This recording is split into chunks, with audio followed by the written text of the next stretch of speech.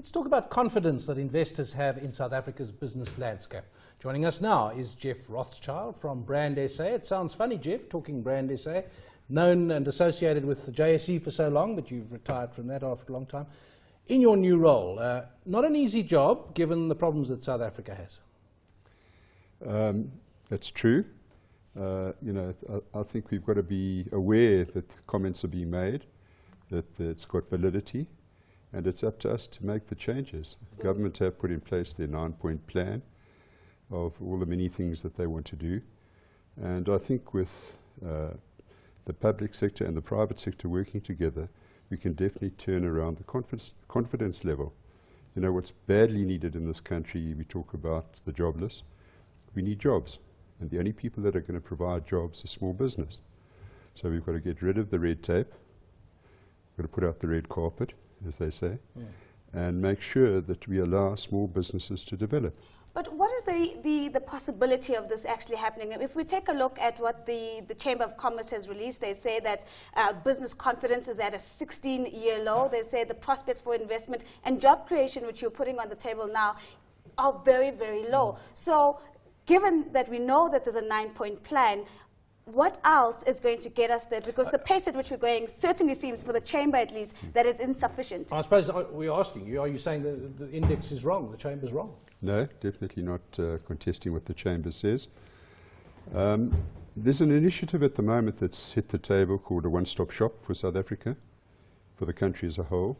And that's the sort of initiative with the public and private sector working together, and the political will that you can start to change things, because it's the small businesses that are going to create the jobs that we want. Obviously one looks at the education system as well and says, are people coming through on a system that's going to make them employable? So there is a challenge on that front as well.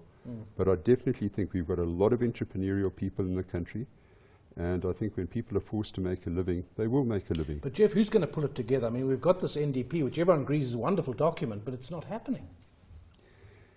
It's going to be individuals.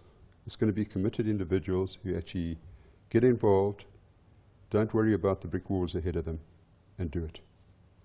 Interesting image, yeah.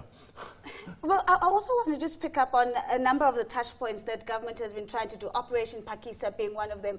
These seem to be emerging and mushrooming almost every other day. But again, the sense is that the pace is not fast enough. You also talk about education, which is a long-term game. When can we realistically expect South Africa to stop having pedestrian economic growth, for jobs to start being churn out? Do we have a timeline that we can look and say, this is the year where we might begin to see real growth coming through? I think there are a lot of people in business who've realized that unless they make the effort to get involved and make the changes and make sure that things happen, we're going to go downwards instead of upwards. I believe it can be done. I believe there are people in South Africa prepared to get involved and make the changes. And when you talk about timelines, hard, but you know, the 9-point plan which you've referred to, it identifies all the areas where things have got to happen. Now it's just a matter of individuals or individual companies getting involved, not being blocked by regulation, by policies where the impact analysis is not done, and being able to get on with what they've got to do. Does Brand SA try to influence government? I mean, I know that you represent South Africa in a sense, and you do take the positive view, and we need that. Do you try and feed back to say, look guys, we're doing our best here, but you need our help. We need your help to change some things for the brand? There's no doubt that Brand South Africa are acutely aware that we've got to have a good product to sell, and we're doing everything in our power to make sure that not only do we strengthen Brand South Africa itself, we've got many good people, but that we also extend the sphere of influence. Well, very good. Thank you to you, Geoff. That's Geoff Rothschild from Brand South Africa talking to us there about efforts that need to be taken at an individual and even a company level to get South Africa moving forward.